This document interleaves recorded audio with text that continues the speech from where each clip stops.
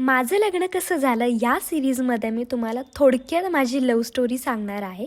आम्ही कसं गर्लफ्रेंड बॉयफ्रेंडपासून ते नवरा बायकोचा प्रवास केला, एकमेकांना पसंत करण्यापासून ते एकमेकांच्या घरातल्यांना लव्ह मॅरेजसाठी मनवण्यापर्यंतचा प्रवास, हे सगळं मी या सिरीजमध्ये सांगणार आहे. सो फॉलो आणि सबस्क्राईब करून घ्या, म्हणजे तुमच्याकडून कोणताही पार्ट मिस व्हायला नको. नेक्स्ट डेपासून मी पोस्टिंग स्टार्ट करणार आहे. आणि हां, पहिल्यांदा मला पाहत असेल तर मी ओळख करून देते. मी काजल आहे आणि व्हिडिओमध्ये जो दिसतोय तो माझा नवरा आहे.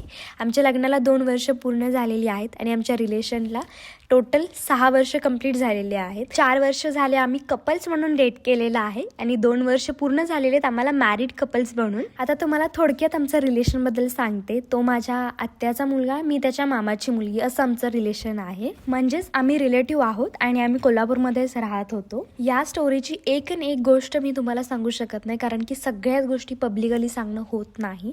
काही सिक्रेट ठेवाव्याच लागतात. दुसरी गोष्ट म्हणजे भरपूर जणांच्या भावना जुडलेल्या आहेत ह्या स्टोरीसोबत, म्हणून मी शेअर करत नव्हते. पण शेवटी मी विचार केला की कधी ना कधी करायचंच आहे आणि जे सत्य आहे ना ते कोणीच बदलू शकत नाही आणि जे सत्य आहे ते मला सांगायला प्रॉब्लेमही नाहीये.